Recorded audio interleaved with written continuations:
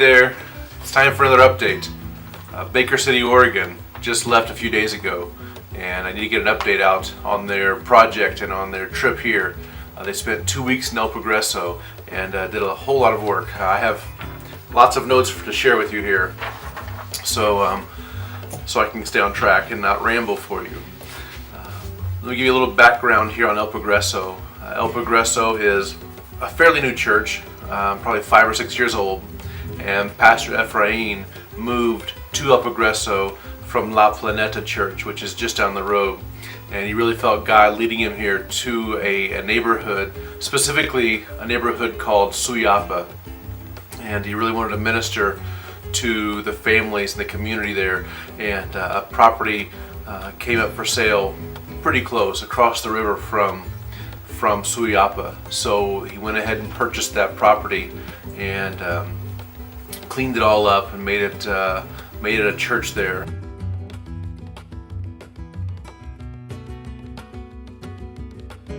Let me start out with the construction.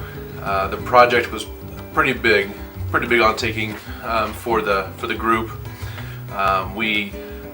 The first goal was to put out a new second floor over their current classrooms, and the current classrooms and a kitchen are used for feeding program and for Sunday school classrooms.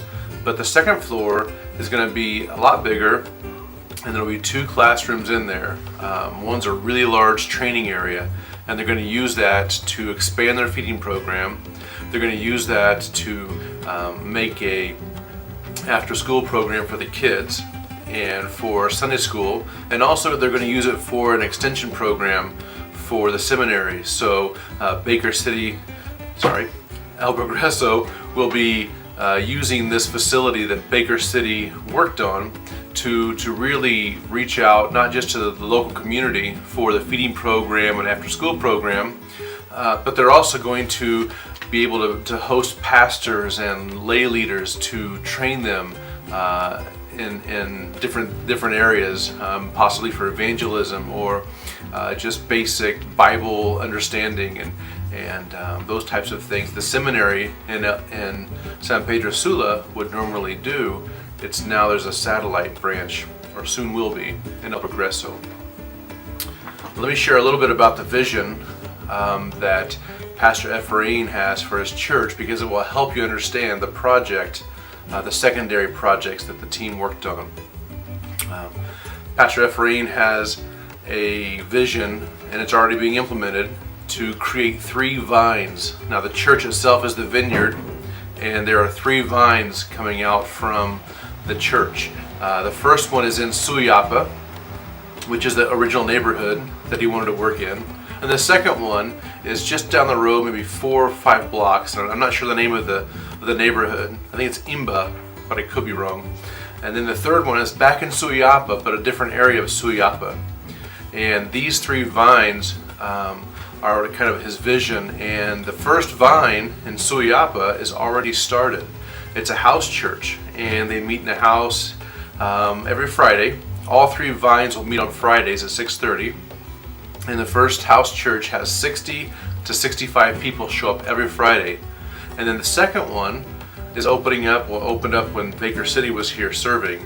We had one night for a Jesus film, and it was a Friday night, and that was our last night here in country, and that was our official first night for that vine to open up. And the third one is just across the river from the church. And there's a lay leader there who they meet at his house, or they're going to meet at his house. And that should take off probably in 2 or 3 months more before that third one starts. So those are the vines. And again, we were very blessed to be able to minister in those areas. One way we ministered in Vine 1, 2, and 3 was that the team had Vacation Bible School at these vines. And the first Vine 1, we held our first VBS there. We didn't know what to expect. We were told between 30 and 40 kids might show up, and man, we were blown away because there were about 80 to 85 kids show up the first day and the second day. And the team just ministered to them, gave them the story about Jesus' love for them, and talked about the armor of God. and it was a great time there to see the kids' response. We did some crafts with them, we did some games with them, and it appeared to us that they really enjoyed their time there. And there's confirmation that they did have a good time, because we went back over there later and the kids came flocking to us and played with us and talked to us. And again, it was a time well invested there. And the second VBS we held over at IMBA, and that is Vine 2. And again, we were told maybe 60 kids would show up, maybe 50, and ended up being 120 kids the first day. We had a little less the second day, around 85 or 90, but still the results were pretty incredible. And again, this is an unchurched community, so for us to go in there, hold a vacation Bible school, and have that many kids come and let us plant seeds of the gospel in their hearts, and that was phenomenal to experience that, and to know that those kids may not be receiving any kind of spiritual guidance from their home or from the community. And it's a relatively nice community, but there's just not that many churches around there, so that's one reason that Ephraim has that passion in his heart to make that Vine 2 go. So for Baker City, this is not their first time in Honduras. About 9 years ago, they came here to work on a church called La Planeta. And I mentioned La Planeta earlier because it's Ephraim's first church, and he was there for many years. And he opened up a compassionate ministry center there, a child development center. And Baker City worked on that church and worked on the program and the facilities for the program and his vision before it was really hatched, if you will. And they help with schoolrooms, and currently they serve about 250 kids Monday through Saturday. They have feeding programs in the morning and feeding program in the afternoon, and they have before school programs for those kids that go to school in the afternoon, and they have after school programs for those kids that go to school in the morning. And again, they're reaching 250 kids, and I don't know that Baker City or Ephraim saw that many kids being affected and being ministered to back 9 years ago. But what a blessing to come back and be able to see the results of their work and the results of other teams' work, and really God just moving in that ministry and being able to minister to that many kids. It was really wonderful to go see that, and for Baker City to actually come and see the property being used in that way, because a lot of times you don't get to go back and see the facility or the church that you worked on in the past, and you just hope it's being used effectively, and it is, and they were able to see that, so it was a good thing. Another ministry that the team was able to work with was the Jesus Film ministry. We had 2 showings, and for the most part I don't think any of the team members had seen the Jesus Film before. Maybe about 4 or 5 people out of the 16, but for everyone else it was new. And it's always fun to take them out for the first time to see what the Jesus Film is all about and how it looks. And we were able to show the Jesus Film in Suyapa near Vine 3, the one that hasn't started yet. But we showed the film there, and the people from Vine 1 and 3 showed up there. We had about 85 to 90 people show up, and it was fun for the group to see it in action, the film, and see the people respond. I know that a lot of seeds were planted that night, and it's going to be the church's responsibility to follow up and to water those seeds and to harvest those seeds, and I know it's going to happen. So we're looking forward to seeing results from that Vine 3 showing. And then we also had a showing in Vine 2. And I mentioned this earlier, this was the first Friday that church officially met. It's not really a church, it's a house church, a mission if you will. And we had maybe 100 to 110 people show up, lots of kids there, a lot of kids. And that night we had 2 teens and about 7 or 8 children walk or step forward and accept Christ as their Savior.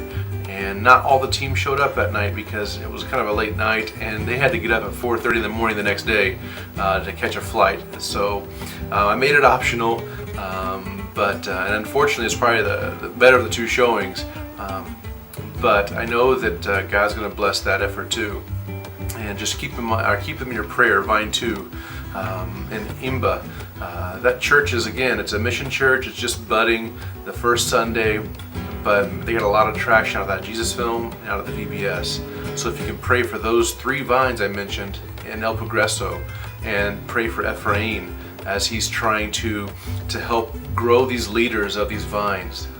They're not pastors, and he's just trying to lift them up and disciple them. He's got his hands full, the leaders have their hands full, and they can use all the prayer they can get. And the food distribution is the last ministry we're going to talk about. The team bought 60 bags of food. Had rice and beans and a bar of soap in there, and some sugar and some flour. And the bar of soap was for clothes, because they wash their clothes down by the river. But the other 4 things are food commodities and real staples in the Honduran diet. And we had 60 bags full. So what happened was the pastor invited 50 families in to the church, and to receive these bags, to receive prayer, to get their names down on a list and their phone number and a prayer request, so they can go follow up the next week. And what a great plan, because now they have a list of names and people to follow up with. And you know, I'm sure he's doing it this week now, is following up with them, saying, you know, how is your prayer request? You know, are you still feeling sick, or have you found the job? And it allows them to open the door one more time and witness to them and give them some gospel and give them some hope. So after that, there were 3 members of the church, 3 people who were supposed to receive bags, and they actually heard about the evangelism part of it, and they decided to give up their bags for evangelism. This is a huge step. This is a big deal. This is staple food. This is not just something, you know, maybe North Americans might not think it's a big deal, not high cost. But for someone to give up their bag of food and soap speaks a lot about them, and the love they have, the passion they have for reaching their community. So they gave up their bags to us, and we had 10 extra bags, and then these 3 bags. Now, half of those bags went to some people who could not come. They were sick or bedridden or couldn't make it to the church because of illness. But we took 6 or 7 bags and went out door to door and just started walking down a street, handing out bags, talking to people, meeting people, praying with them, and just sharing them that hey, the church is in your backyard and we'd love to have you come. And again, it was a good time to see God working through the people of Baker City and El Progreso Church. They were partnering together to take the gospel out to the streets, and they're going to do some great things with the food that was sent out, and with the VBS, with the Jesus film. I believe that El Progreso will be transformed in those communities, in Imba and in Suyapa. I believe that the process has already started, to where the communities will begin transforming through changed lives, through Jesus Christ and His power of transforming our lives once we give our lives to Him. Well, I hope you enjoyed the update. We had a great time with Baker City as always. Steve and Rosie came last year to the Philippines, and we were able to work with them, and they had a great team, phenomenal team in the Philippines.